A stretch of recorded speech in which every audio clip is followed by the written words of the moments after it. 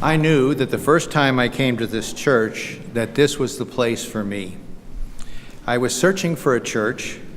I did not know what I wanted, or importantly, what I needed. My first service in this sanctuary was led by Matthew Stark, head of the Minnesota ACLU. I knew that this was what I wanted, a religion and a congregation engaged in the world with justice and equality as their guide. With the current state of our nation and our world, I need this place now more than ever. We light the chalice today with words from Reverend Sarah Asher. May the light from this flame be a beacon of our faith in the days that grow dark and dreary. May the light from this flame be warmth to our spirits during nights of restless searching. May the light from this flame be a celebration of the truth, meaning, and joy we find within these walls and in our dreams. The light that we now kindle is a reminder of those who gave their lives for the freedom we cherish. May we never allow the light to falter, not in our chalice, nor in our hearts. Beautiful music. Our first reading is by Theodore Parker. Be ours a religion, which like sunshine goes everywhere, its temple, all space, its shrine, the good heart, its creed, all truth, its ritual, works of love, its profession of faith, divine living.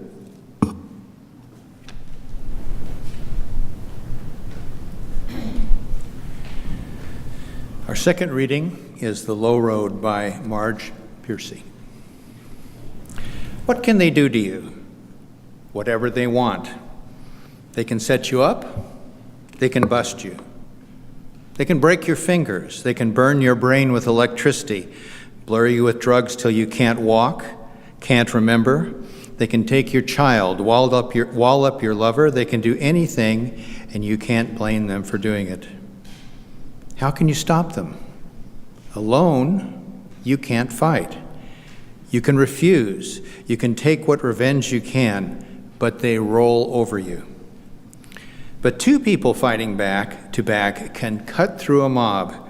A snake dancing file can break a cordon, and an army can meet an army.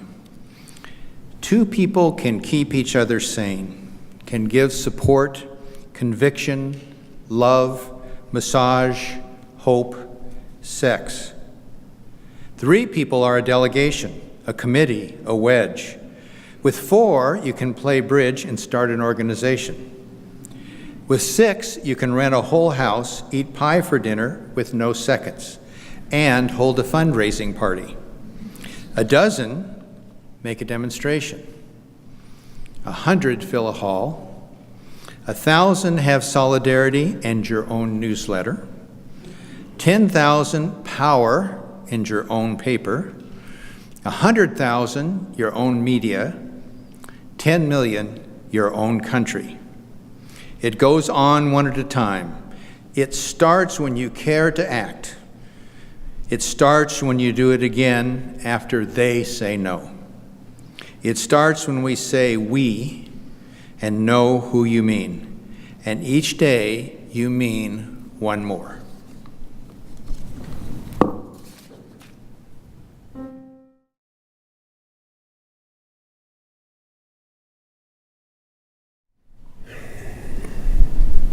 Now, before I begin the sermon, I do have to say, I'm not quite a reverend yet. So as much as I appreciate your wanting to give me the title, if you're only here to hear a reverend, you can leave now. I hope to be one in about a year. Picture it with me. The year is 1543. The printing press has been around for just over a century now, and it has caused quite a bit of scandal. With this newfangled technology, ideas spread like wildfire. Radical ideas, heretical ideas, upsetting ideas, even ideas that threaten the powers that be. Imagine for a moment that you are a well-educated person of means, You have spent most of your life studying science, art, mathematics, theology, and the classics. Then, one day, a book falls into your hands, a revolutionary book. It is the book by Copernicus that explains his radical theory that the sun does not revolve around the earth, that despite all of our best minds and years of thinking, we have been getting it wrong all along. The prevalent myth at the time was that the universe existed for humans, for our flourishing, for our survival. The sun rose and fell so that we would have light and warmth. Up until this point, the earth had reigned supreme, and all of our ways of knowing had been acquired through a geocentric worldview. Of course the sun revolved around us. That is the exact thing we experience on a daily basis. Who can refute that? Well, Copernicus did. He challenged this supremacy of the earth by recentering the focus on the sun.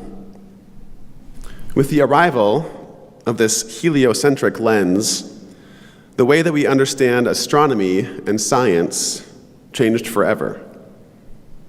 This decentering of the earth was a revolutionary act, partially because it endangered the power structure of the day.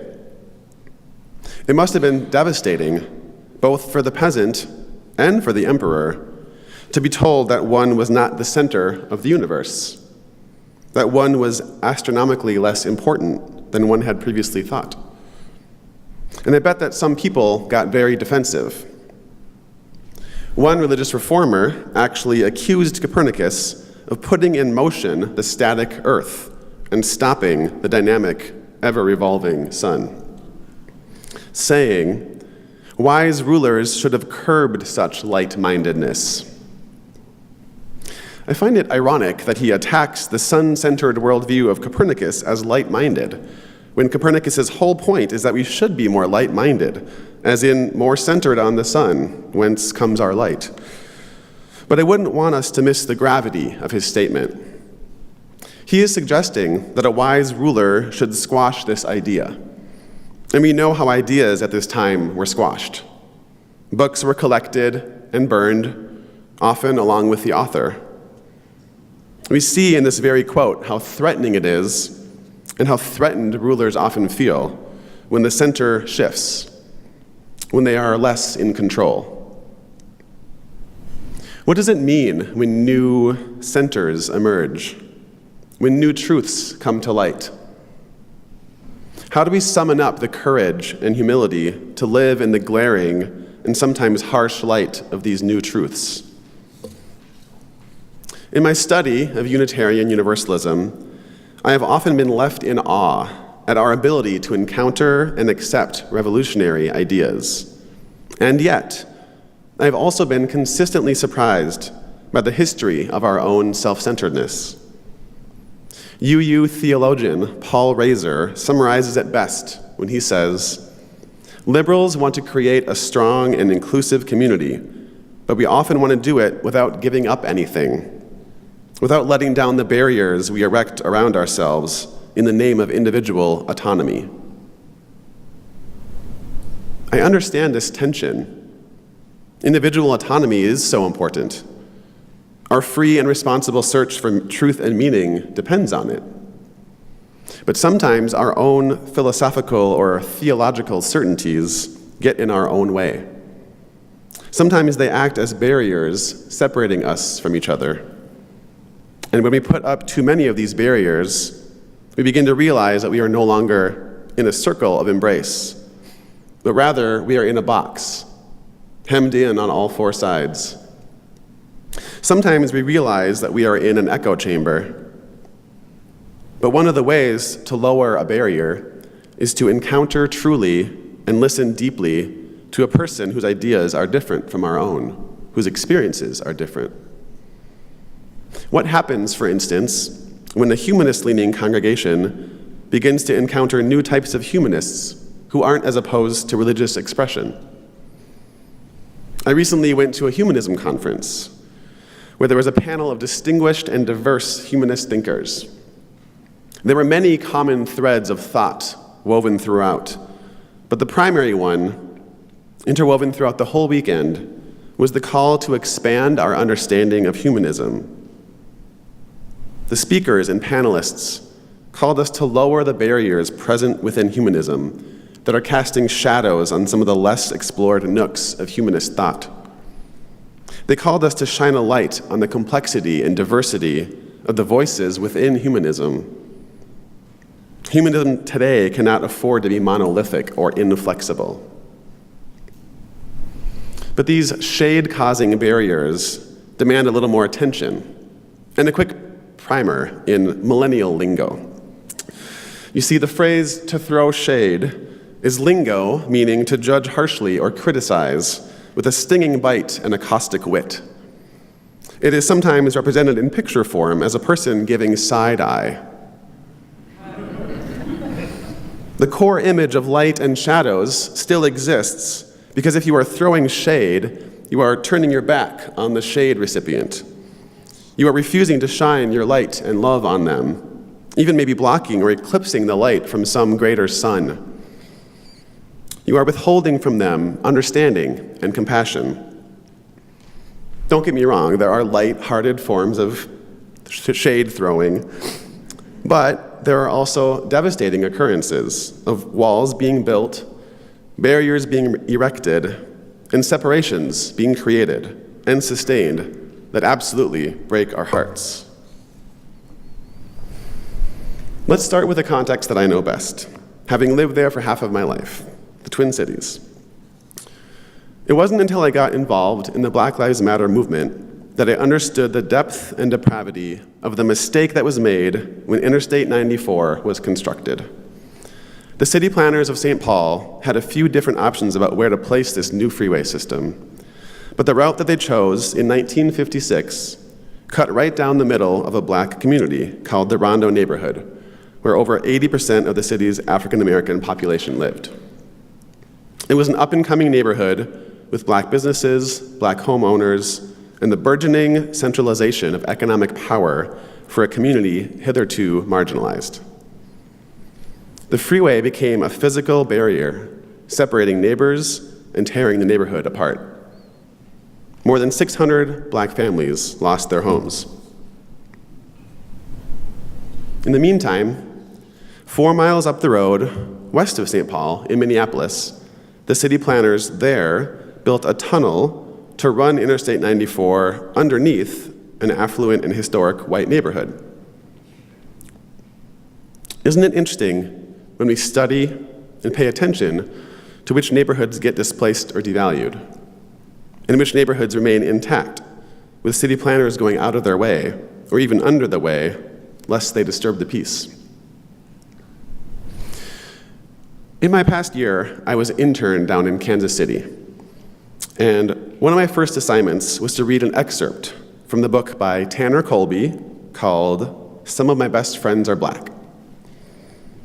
It is a national exploration of race relations and racial segregation in 4 different realms: school, neighborhood, workplace, and church. Within each of those separate realms, Tanner Colby looks specifically at one area of the nation which serves as a case study that best elucidates the problem of racial segregation. For the section on neighborhoods, housing, and real estate, he studies Kansas City and the unfortunate yet intentionally choreographed white flight to suburbia and the resultant economic depression of the area east of Troost Avenue.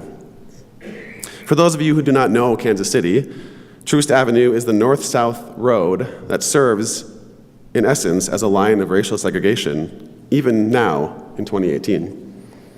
80% of residents west of Troost are white, and 80% of residents east of Troost are black. This is America in 2018.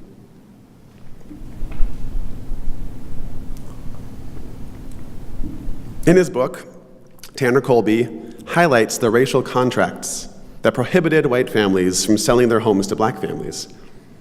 He spells out the ramifications of the practice of blockbusting that was rampant primarily in the white neighborhoods that bordered the black neighborhoods, and which spread south over some 40 blocks of land just east of Troost. And he also sheds light on the intense but subtle racial coding of the advertisements intended to draw white people from the urban danger zone to safe white suburbia.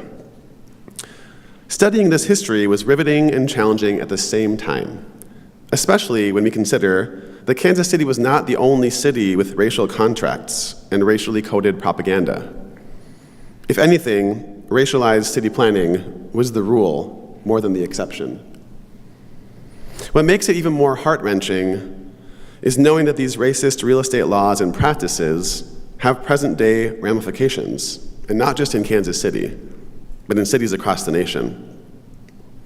Troost Avenue used to be a corridor that was alive with people and traffic, commerce and community. And now, many of the businesses along that strip have been closed, and some real estate agents still refuse to show any homes east of Troost to white prospective homebuyers, saying seemingly harmless things like, oh, you don't want to live east of Troost. But what we need to realize is that phrases like these contribute to the structure of systemic racism.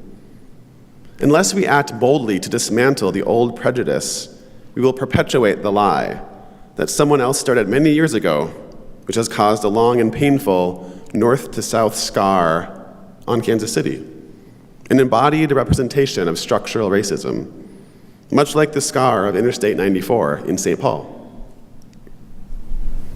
It might be easy to say, I oppose white supremacy, when what you picture is white men in khakis with torches, or KKK members marching down the street. But what does it mean to take a bold stance against the more subtle forms of white supremacy?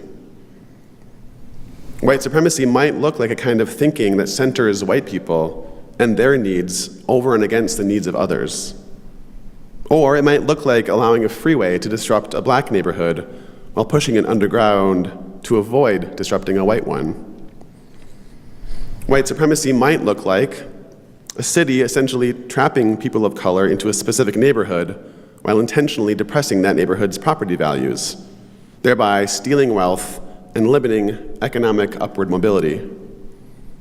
Or white supremacy might look like inviting or even manipulating white people who are well-resourced to move out of those very same neighborhoods, taking with them their wealth, resources, and economic boon, and allowing them to build and solidify their collective power elsewhere.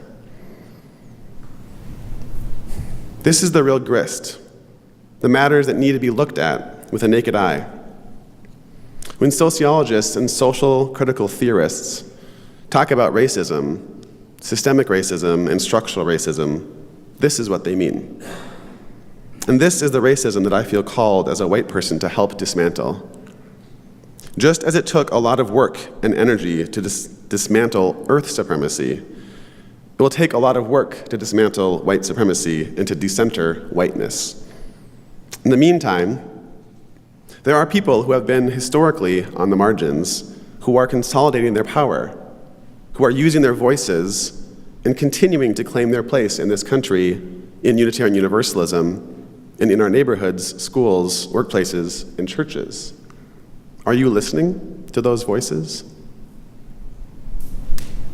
Our history is not pure and blameless. It is complex and messy. One of the strengths of our Unitarian Universalist faith is that it teaches us about the importance of encountering ideas and people of all shapes and sizes, types and colors. And one of the strengths of our faith is to be able to navigate those potentially rough waters. We are not a unanimous, unilateral, or monolithic church. We are flexible. We are not held together by just one belief or by one set of beliefs, but rather we share common values and principles that guide us on our search for meaning and truth.